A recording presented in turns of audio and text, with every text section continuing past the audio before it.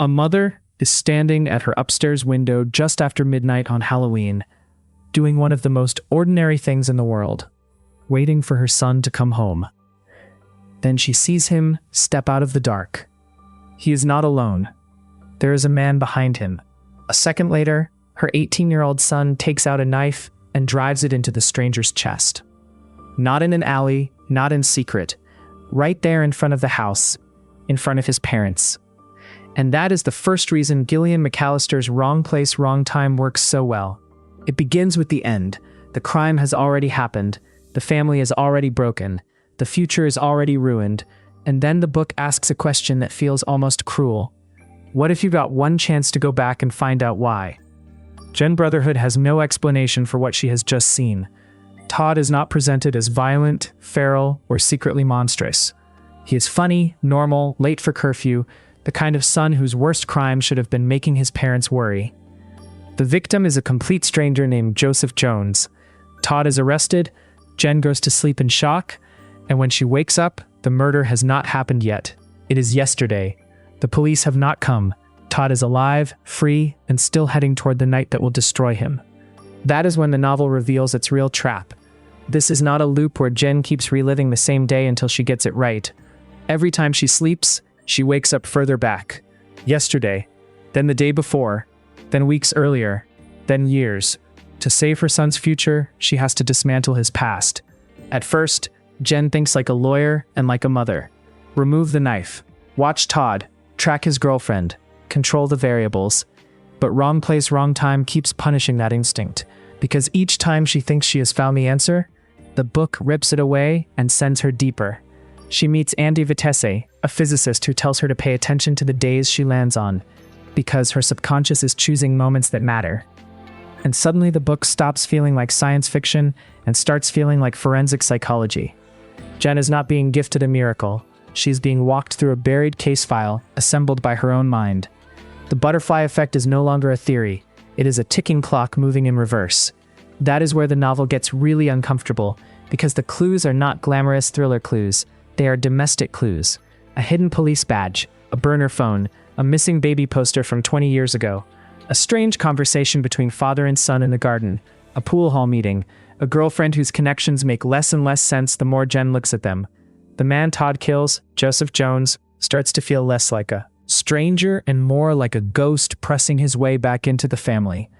And the most unnerving part is that Jen begins to suspect her husband already knows all of it. Kelly is secretive. Kelly lies. Kelly meets Jones in secret.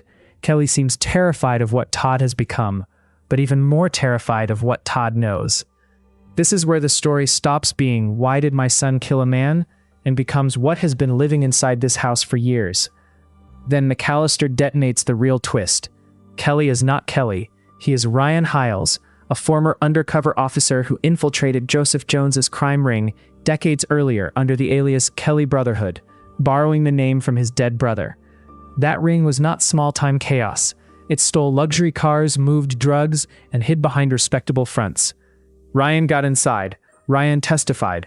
Ryan helped put Jones away. And then, instead of returning to his real identity, he stayed Kelly, because by then he had fallen in love with Jen. So the marriage at the center of the book is horrifying and sincere at the same time. It is built on a lie, but also on sacrifice. Ryan gave up his name, his career, and eventually his safety to protect the woman he loved. Which means Jen is not just discovering a secret husband.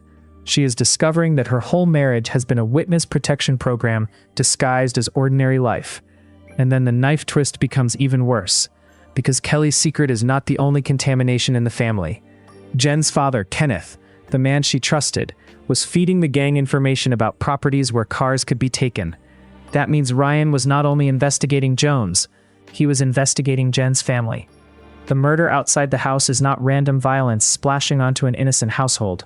The household was always in the blast radius, and when Jones gets out of prison years later, he comes hunting for the man who put him there. By that point, Todd knows enough to understand the danger. In the book's own logic, Todd's stabbing is less the birth of evil than the final panic button press in a disaster that started before he was born.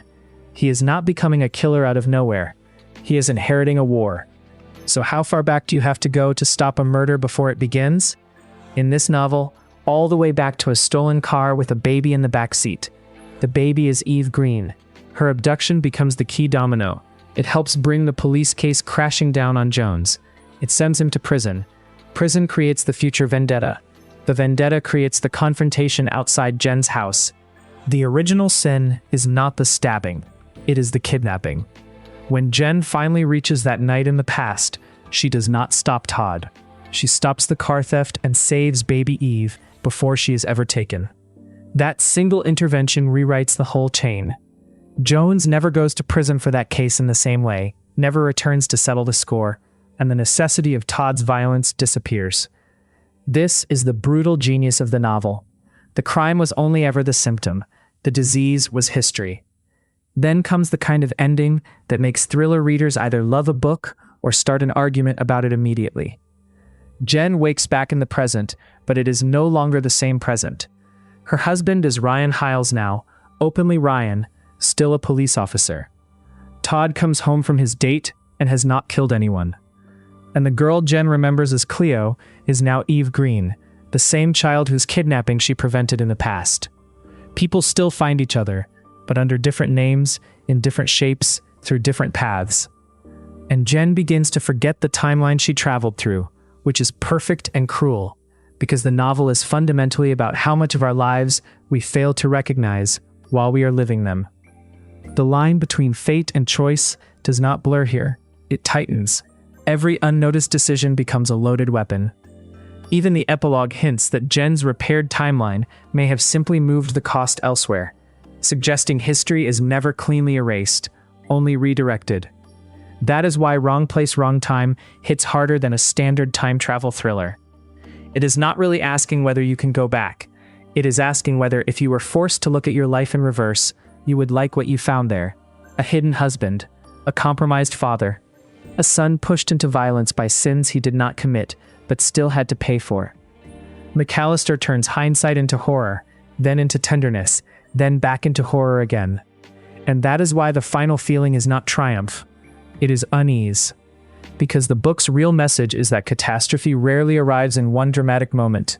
It arrives as a trail of tiny decisions nobody thought were fatal at the time. If you could go back to change one single day in your past to save your future, which day would it be? Let me know in the comments. And if you want more high-concept thriller breakdowns like this, like, subscribe, and I'll see you